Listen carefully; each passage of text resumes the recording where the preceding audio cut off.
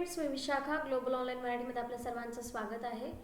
आजच्या या सेशनमध्ये आपल्याला बघायचं आहे महाराष्ट्र सेट परीक्षा पेपर 2 इकॉनॉमिक्ससाठी प्रिपरेशन. ठीक आहे, युनिट आपण स्टार्ट केला होता मनी अँड बँकिंग, आणि आजच्या या सेशनमध्ये आपण लास्ट वीकमध्ये जे काही मनी अँड बँकिंगमधले टॉपिक्स कव्हर केलेले आहेत त्या टॉपिकवरती MCQs बघायचं, तर MCQ प्रॅक्टिस करायचे, जेणेकरून जे टॉपिक्स आपण कव्हर केलेले ते तुम्हाला समजलेत की नाही हे तुमच्या लक्षात येईल. ठीक आहे, सेशन स्टार्ट करण्यापूर्वी एक इम्पॉर्टंट सूचना किंवा संधी आहे. त्या स्टुडंटसाठी जे स्टुडंट्स यावर्षीची एक्झाम टार्गेट करत आहेत स्पेशली फॉर पेपर 2 इकॉनॉमिक्ससाठी, त्यांच्यासाठी एक क्रॅश कोर्स घेऊन आलो. जसं की आपल्याला माहिती आहे नोव्हेंबरमध्ये एक्झाम होण्याचे चान्सेस आहेत. सो त्या दृष्टीने प्रिपरेशन करताना हा क्रॅश कोर्स तुम्हाला खूप हेल्पफुल ठरणार आहे. एक्झामच्या डेटपर्यंत हा क्रॅश कोर्स चालेल. या क्रॅश कोर्समध्ये मी तुम्हाला देणार संपूर्ण अभ्यासक्रम, मॉक टेस्ट, संपूर्ण अभ्यासक्रम, notes, video lectures plus live lectures, PYQs plus paper 1 फुल कोर्स. म्हणजे यामध्ये या क्रॅश कोर्समध्ये पेपर 2 प्लस पेपर 1 असं फुल पॅकेज प्रिपरेशन तुमचं होणार आहे, जो तुम्हाला गॅरंटीड सिलेक्शन या येणाऱ्या एक्झाममध्ये मिळवून देईल. या पूर्ण कोर्सची फीस आहे 10,000 रुपीज. 30% डिस्काउंट त्याच्यावरती दिलं जात आहे. आफ्टर डिस्काउंट त्याची फीस होते 7,000 रुपीज. सो इकडे दिलेल्या व्हॉट्सअप नंबरला मेसेज करून तुम्ही या कोर्सला जॉईन होऊ शकता, किंवा प्ले स्टोअरला ग्लोबल ऑनलाईन नावाचा ॲप डाउनलोड करा आणि ॲपमध्ये स्टोअरमध्ये जाऊन MS सेट इकॉनॉमिक्स सर्च करा आणि कोर्सला जॉईन होऊ शकता. सो असा आहे कोर्सचा पूर्ण मॉड्यूल, ज्याची न्यू बॅच जी आहे ती स्टार्ट होणार आहे 22 पासून, म्हणजे उद्यापासून आपण न्यू बॅच स्टार्ट करतो आहोत. सो लवकर जॉईन व्हा आणि प्रिपरेशनला सुरुवात करा. ठीक आहे, so let start with the questions prepare करूया, जे आहेत मनी अँड बँकिंगशी रिलेटेड. ठीक आहे, सो फर्स्ट क्वेश्चन आहे which of the following, wait. ठीक आहे, मी पेन घेते. Okay, see the first question is which of the following is a step that is central bank will take to encourage greater investment in the economy. अर्थव्यवस्थेमध्ये गुंतवणुकीला प्रोत्साहन देण्यासाठी मध्यवर्ती bank कोणते पाऊल उचलेल? ऑप्शन्स दिलेले आहेत. It will look to increase the cash reserve ratio, it will look to reduce the cash reserve ratio, it will look to increase the bank rate, it will look to sell the government securities in open market. आता बघा, आपण म्हणतो investment करायला प्रोत्साहन द्यायचं आहे, म्हणजे काय करावं लागेल आपल्याला? मार्केटमध्ये पैसे जास्त असतील त्यावेळेस ते इन्व्हेस्टमेंट करायला तयार होतील. आणि इन्व्हेस्टमेंट कधी जास्त असेल किंवा मार्केटमध्ये पैसे जास्त कधी असतील? जेव्हा सेंट्रल बँक हे त्यांचे रिझर्व रेशिओ जे आहे ते कसे करेल? कमी करेल त्यावेळेस. सो याचं सिम्पली करेक्ट आन्सर आहे. बघा, इथे इन्क्रीज आहे, इथे इन्क्रीज आहे, आणि सेल. गव्हर्नमेंट सेल केव्हा करते सिक्युरिटीज? जेव्हा त्याला मार्केटमधले पैसे घ्यायचे असतात. ठीक आहे, मार्केटमधले पैसे कमी करायचे असतात त्यावेळेस. सो या तिन्ही ऑप्शनमध्ये आपल्याला दिसते की सेंट्रल बँक जी आहे ती इथे पैसे कमी करते. पण बी ऑप्शनमध्ये आपल्याला दिसतंय की गव्हर्नमेंट पैसे वाढवते इकॉनॉमीमध्ये. सो हे एकमेव रिझन किंवा ऑप्शन करेक्ट आहे, जे रोख राखीव प्रमाण कमी करण्याचा प्रयत्न करेल आणि त्यातून काय होईल? इन्व्हेस्टमेंट वाढेल किंवा इन्व्हेस्टमेंटला चालना मिळेल. Okay, so let's see next question. Which of the following is a step that central bank will take to increase the overall availability of credit? Of course आता बघा, याच्यामध्ये पण सेम क्वेश्चन विचारले आहे की कर्जाची एकूण उपलब्धता वाढवण्यासाठी, म्हणजे लोन्स जे आहेत किंवा लोनसाठी अमाऊंट जी मार्केटमध्ये जास्त करायची आहे त्यासाठी कोणतं ऑप्शन घेतलं जाईल? ऑप्शन्स आहेत. It will sell the government securities in the market, it will buy more government securities from the market, it will raise the reserve repo rate, it will raise the repo rate. आता बघा, याच्यामध्ये काय सांगितलेलं आहे की मार्केटमध्ये पैसे available करायचे आहेत. आता या सिच्युएशनमध्ये गव्हर्नमेंटला काय करावं लागेल? त्यांचे रेट्स काय करावे लागतील? कमी करावे लागतील. आणि त्यांच्या क्वालिटेटिव्ह मेथडमध्ये काय करावं लागेल? तर सिक्युरिटीज ज्या आहेत त्या सेल करावं लागतील, विकावं लागतील. राईट, गव्हर्नमेंट काय करणार आहे? इथे सिक्युरिटीज सेल करेल.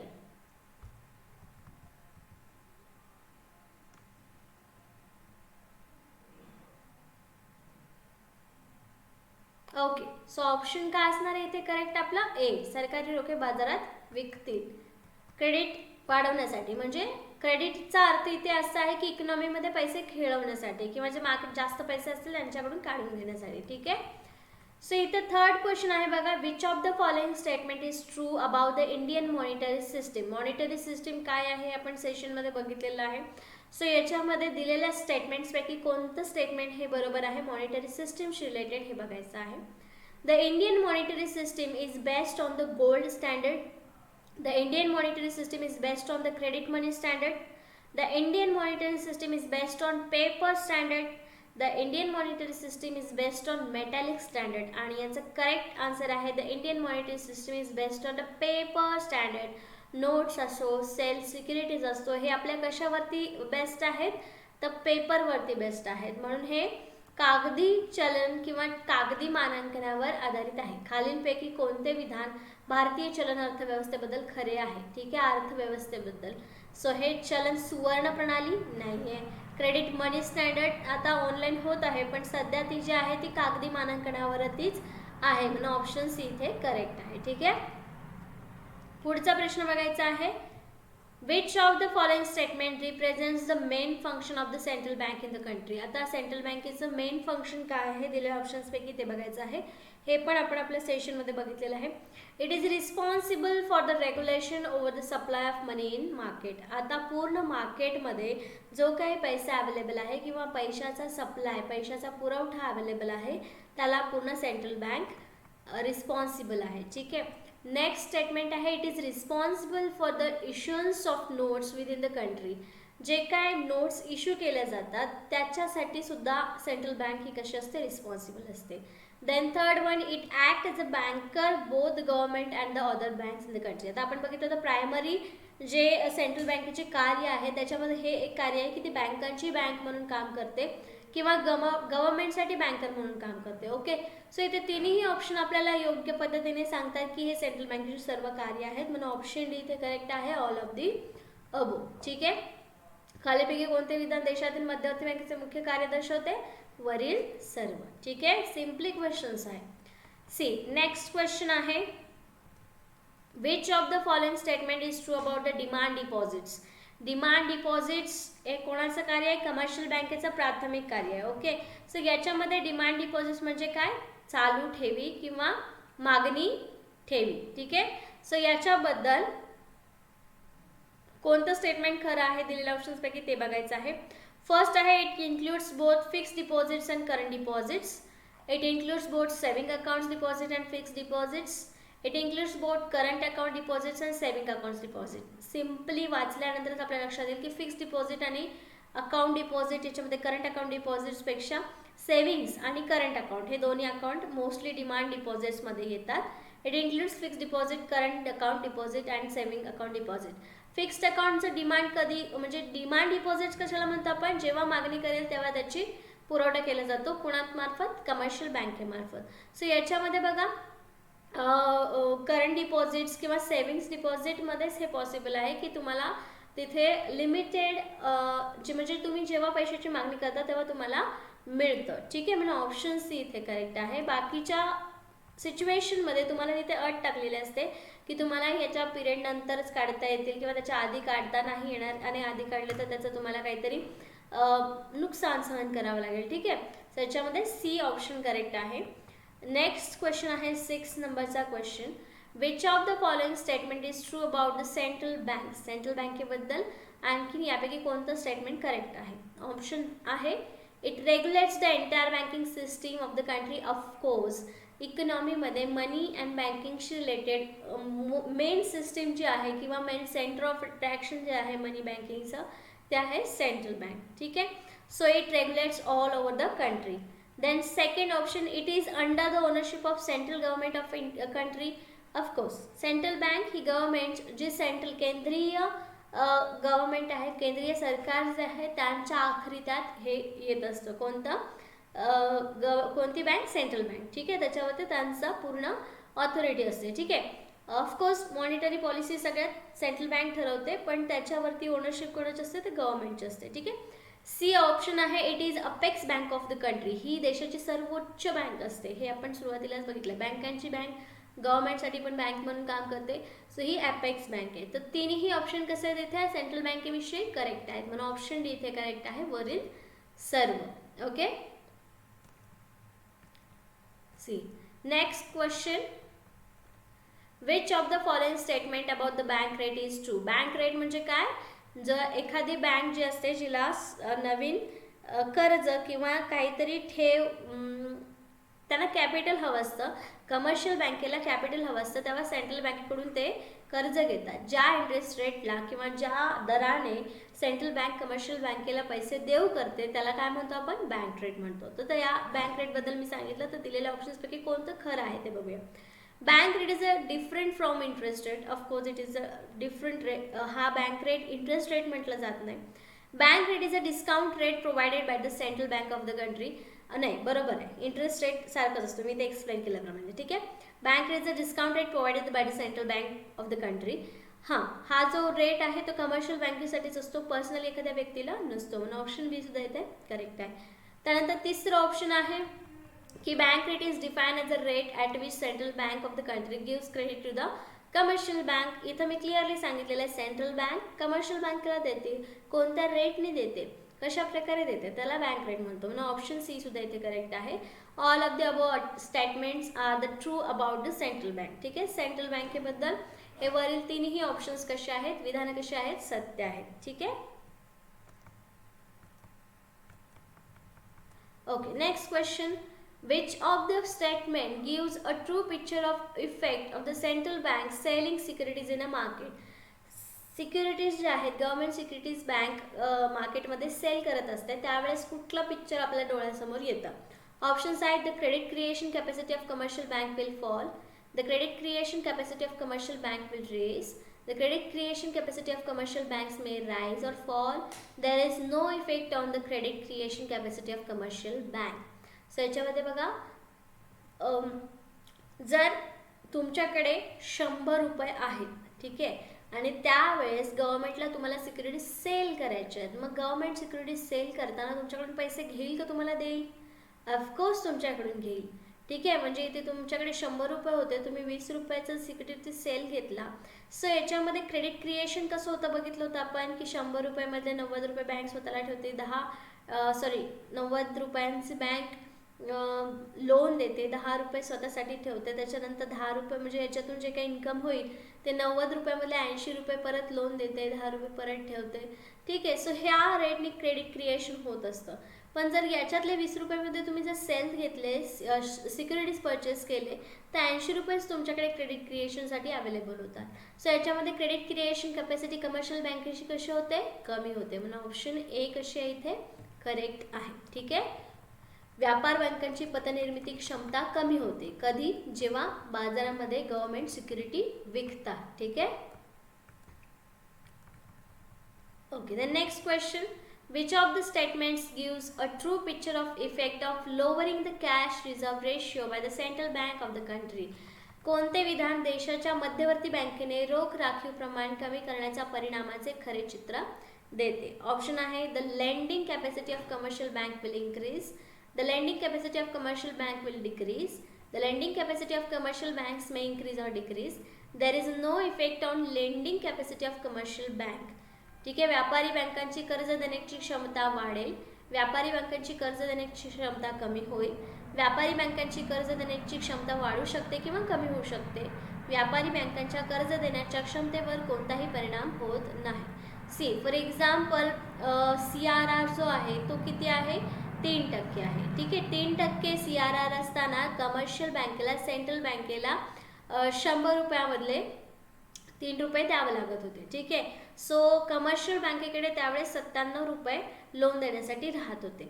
ठीक आहे, हा दर वाढून 5% झाला, तर कमर्शियल बँकेला त्यांना खर्चाला फक्त 95 रुपये राहिले या रेटमुळे, आणि हा 3 वरून 2 वर गेला, तर हा रेट जो आहे म्हणजे कमर्शियल बँकेकडे 98 रुपये राहिले खर्चाला. म्हणजे याच्यामध्ये काय झालेलं आहे, the lending capacity of commercial bank will increase, कधी, जेव्हा कॅश रिझर्व रेशिओ लोअर होतो, म्हणजे CRR जो आहे कमी होतो, त्यावेळेस कमर्शियल बँकेची कॅपॅसिटी वाढते. या एक्झाम्पलवरून तुम्हाला लक्षात आलं, जेव्हा CRR 3 असतो त्यावेळेस त्यांच्याकडे 97 रुपये लेंडिंगसाठी म्हणजे लोन देण्यासाठी अवेलेबल असतात. हा रेट वाढला की त्यांच्याकडचे कमी होतात पैसे, राईट, आणि जेव्हा रेट कमी होतो त्यावेळेस काय होतं, त्यांची काय होते, कॅपॅसिटी वाढते. ठीक आहे, सो इथे काय होते, कॅपॅसिटी वाढते, लोअरिंग कॅश रेशिओ. ठीक आहे, समजलंय? होपफुली कन्सेप्ट क्लिअर होत आहेत, आणि जर होत नसतील तर मला कमेंट बॉक्समध्ये मेसेज करा किंवा आपण लेक्चर्स घेऊ त्यावेळेस तुम्ही सांगा. ठीक आहे. See next question, which of the statements gives an accurate picture of the effect of the raise of the reserve repo rate by the central bank of the country? Option A, the demand for goods and services in the country will decrease. The demand for goods and services in the country will increase. The demand for goods and services in the country may increase or decrease. There is no effect on demand for goods and services in the country. काय होतं, which statement gives the accurate picture of the effect? Raise in reserve ratio. आता लोअरचा होता त्याच्यामध्ये credit कशी होते, वाढते. आता याच्यामध्ये demands for goods and services country will decrease, कमी होणार ना. जर तुमच्याकडे कॅश रिझर्व्ह रेशिओमुळे बँकेकडे कॅपॅसिटी वाढते, ठीक आहे, 3% दर असताना 97 रुपये बँकेकडे अवेलेबल होत होते, आणि ऑफकोर्स तुमच्याकडे त्याच्यातून पैसे येत होते, म्हणून तुम्ही गुड्स अँड सर्व्हिसेसची डिमांड करत होते. हा रेट वाढला, 5% झाला, आणि बँकेकडे सुद्धा 95%च अवेलेबल राहिले. 95% अवेलेबल राहिले म्हणजे यातले 2% किंवा 2% जे आहे ते कमी मिळत आहेत. त्यामुळे तुमचा डिमांड जो आहे गुड्स अँड सर्व्हिसेसचा तो सुद्धा कमी होणार, तुमच्याकडचे पैसे कमी झाले, राईट. म्हणून ऑप्शन इथे फर्स्ट करेक्ट आहे की देशातील वस्तू आणि सेवांची मागणी कमी होते. कधी, जेव्हा रिव्हर्स रेपो रेट वाढतो त्यावेळेस. ठीक आहे.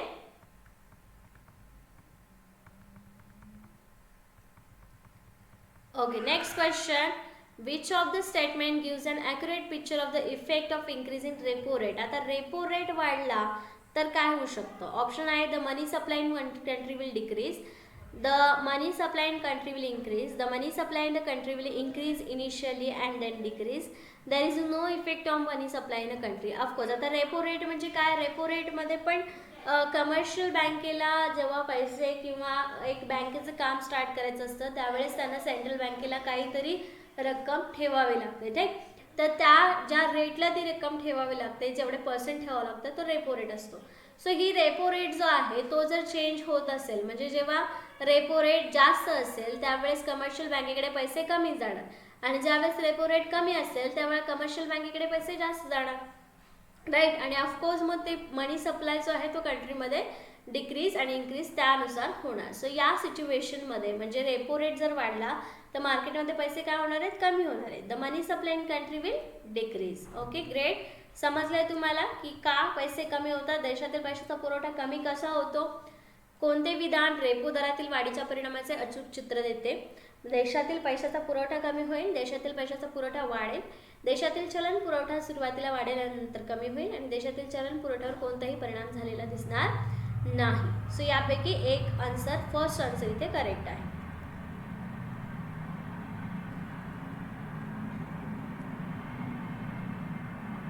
Okay, next question, which of the following statement is true about credit creation by bank? Credit creation काय आहे हे पण आपल्या सेशनमध्ये आपण बघितलेलं आहे, आणि थोडक्यात मी मगाशी पण एक्सप्लेन केलं की 100 रुपयापैकी 90 रुपये बँक लोन म्हणून देते, 10 रुपये सिक्युरिटी म्हणून सिक्युरिटी डिपॉझिट म्हणून ठेवते, त्यानंतर परत अजून ते जे 80 रुपये आहे त्या 80 रुपयामधले पण 70 रुपये लोन म्हणून देते, 10 रुपये परत वेगळे काढून ठेवते.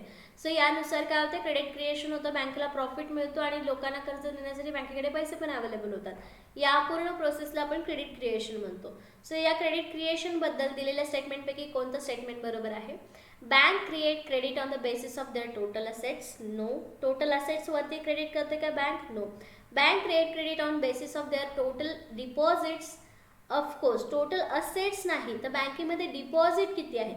जर बँकेकडे 10,000 रुपये असतील तर बँक 10,000वरतीच पूर्ण क्रेडिट क्रिएट करणार, ठीक आहे. जर बँकेकडे 50 रुपये असतील तर त्याच्यावरतीच बँक क्रेडिट क्रिएट करणार, त्याच्यासाठी स्पेशल लोन नाही घेणार क्रेडिट क्रिएट करण्यासाठी, ठीक आहे. Bank credit create on the basis of total securities. No. And bank create credit out of nothing. No. Option B इथे करेक्ट आन्सर आहे. पूर्ण एक एक्झाम्पल घेऊन आपण बघितलेलं आपल्या सेशनमध्ये क्रेडिट क्रिएशन कसं होतं डिपॉझिट्सवर, ठीक आहे. ओके, पुढचा प्रश्न आहे, which of the following is not a function of central bank of the country. Central bank of a कंट्रीचं कोणतं एक फंक्शन नाही आहे, कार्य नाही. ऑप्शन आहे, being custodian of foreign exchange reserves, हे आहे. Excepting deposits from general public. Central बँकेचा आणि डायरेक्ट पब्लिकचा, जनरल पब्लिकचा संबंध येत नाही. सो इथे जनरल पब्लिक वापरलं तेव्हाच हे स्टेटमेंट कसं आहे, चुकीचं आहे. आणि आपल्याला विचारलेलं काय आहे, नॉट फंक्शन विचारलेलं आहे. ठीक आहे, both A B correct, not possible because इथं जनरल पब्लिक म्हटलेलं आहे आणि ए बी दोन्ही इनकरेक्टही नाही, कारण ही कस्टडियन आहे फॉरेन एक्सचेंज रिझर्व्हची. सो ऑप्शन ए इथे करेक्ट आहे. खालीलपैकी कोणते काम देशाच्या मध्यवर्ती बँकेचे नाही असे विचारले. सो परकीय चलन साठ्याचं संरक्षक आहे आणि सर्वसामान्यांकडून ठेवी स्वीकारणे हे काम सेंट्रल बँकेचं नाही, म्हणून ऑप्शन बी इथे करेक्ट आहे. ठीक आहे, क्वेश्चनच आपल्याला तो विचारलेला आहे. ओके, नेक्स्ट क्वेश्चन आहे, which agency regulates the money supply in India. Simple question आहे, आपला जो टॉपिक आहे त्याच्यावरतीच डायरेक्ट क्वेश्चन आहे. The government of India, commercial bank, reserve bank of India, none of the above. ठीक आहे, which agency regulates the money supply in India असं विचारलेलं आहे, म्हणून आपण RBI असं उत्तर दिलेलं आहे. Otherwise without India you should give the answer central bank. ठीक आहे, जर इथे इंडिया विचारलं नसतं तर तुम्हाला आन्सर काय द्यावं लागलं असतं, सेंट्रल बँक. डायरेक्टली इथे इंडियाबद्दल विचारलेलं आहे. मनी सप्लाय इंडियामध्ये कोण रेग्युलेट करतं, कोणती एजन्सी करते, तर RBI. RBI काय आहे, इंडियाची सेंट्रल बँक आहे. ओके, ऑप्शन सी इथे करेक्ट आहे. ओके, पुढचा प्रश्न आहे, I guess it is the last question of today's session. Which of the following statement is true about money supply. Money सप्लायबद्दल दिलेल्या स्टेटमेंटपैकी कोणतं स्टेटमेंट खरं आहे. It is the total volume of money that is held by the government of the country. गव्हर्नमेंटकडे किंवा सरकारकडे available असणाऱ्या मनीचं पूर्ण व्हॉल्यूम. ठीक आहे, व्हॉल्यूम मराठीमध्ये पण बघूया आपण, म्हणजे तुम्हाला शब्द कळतील. सो इथं बी ऑप्शन आहे, it is a total volume of money that is held by the general public of the country over the time period. Option C, it is total volume of money that is held by the general public of the country at a particular point of time and all of the above. बघा, मराठीमध्ये प्रश्न असा आहे, पैशाच्या पुरवठ्याबाबत खालीलपैकी कोणते विधान खरे आहे. ए हे एखाद्या देशाच्या सरकारकडे असलेल्या एकूण पैशाचे प्रमाण आहे. सरकारकडे किती पैसा आहे, डझंट मॅटर. एका कालावधीत देशातील सर्वसामान्याकडे किती पैसा आहे, डझंट मॅटर.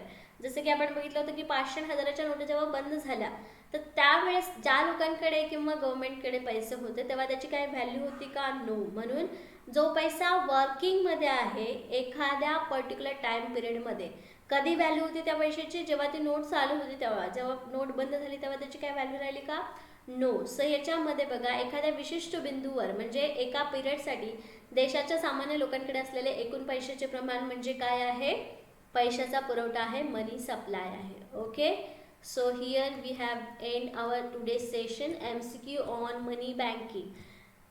फक्त आणि फक्त money banking, money supply, central बँकवरती क्वेश्चन्स घेण्याचं रिझन हे होतं की मॉनिटरी पॉलिसी कशी वर्क करते किंवा याचा रेट्स जे आहेत कमी जास्त झाल्याने इकॉनॉमीमध्ये काय परिणाम पडतो, त्या दोघांमध्ये काय इफेक्ट, काय चेंजेस बघायला मिळतात, हे तुमच्या लवकर लक्षात यावं, जेणेकरून एक्झाममध्ये जर क्वेश्चन आला, येणारच आहे क्वेश्चन. ठीक आहे, सो तो क्वेश्चन तुम्हाला इझिली सॉल्व्ह करता यावा यासाठी आपण हे क्वेश्चन्स फक्त त्याच्यावरती घेतलेले आहेत. ठीक आहे, सो नेक्स्ट जेव्हा हा युनिट रिपीट होईल किंवा नेक्स्ट पार्टमध्ये, नेक्स्ट बॅचमध्ये जेव्हा याच्यावरती सेशन होईल तेव्हा वेगळे क्वेश्चन्स असतील. So keep practicing. All the best. काही समजलं नसेल, कुठला डाऊट्स असेल किंवा एखादा सेशन रिपीट घ्यायचं असेल, so do suggest in a comment box. Thank you for today's session.